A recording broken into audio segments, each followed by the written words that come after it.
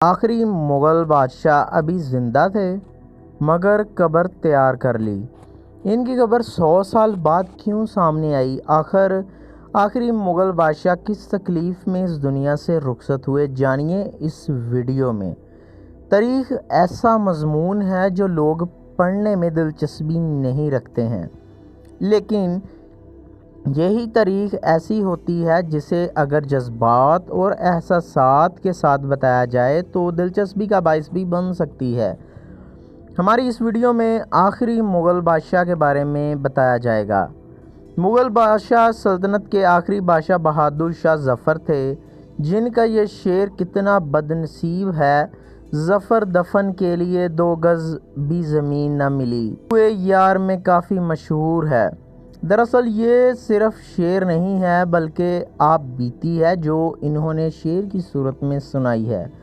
بہادر شاہ ظفر کا شمار مغلیہ سلطنت کے ان بادشاہوں میں ہوتا تھا جو کہ ہندو مسلم تفریق سے بالاتر ہو کر بادشاہت کر رہے تھے، جس کی وجہ رعایا انہیں پسند کرتی تھی، جبکہ ایک ایسا طبقہ بھی تھا جو کہ ان پر تنقید کرتا تھا۔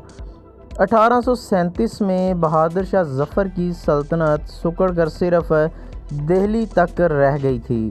یوں اس طرح اثر و رسوخ کم ہوتا اور انگریزوں کے حاوی ہونے سے بادشاہ کا حوصلہ پست ہوتا جا رہا تھا۔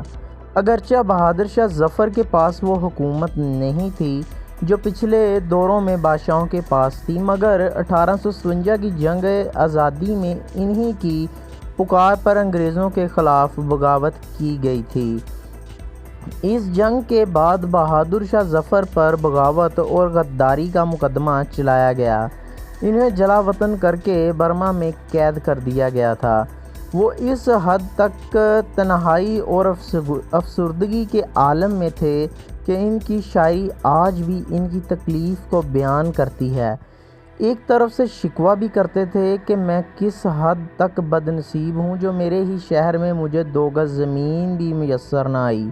ان کے آخری لمحات میں بھی شاہی خاندان کے کچھ افراد موجود تھے، چونکہ وہ ایک ایسے مقام پر تھے جہاں ان کے چاہنے والے اور ہمدرد سوچ بھی نہیں سکتے تھے۔ یہی وجہ تھی کہ ان کی وفات کی خبر بھی ہندوستان میں 2 ہفتے بعد آئی تھی۔ انگریز تیار تھے کہ کب ان کا انتقال ہو اور انہیں آخری آرامگاہ کی طرف لے جایا جائے۔ 7 نومبر 1887 کو جب آخری مغل بادشاہ کا انتقال ہوا تو انہیں برطانوی فوج نے اس دن دفنا دیا تھا۔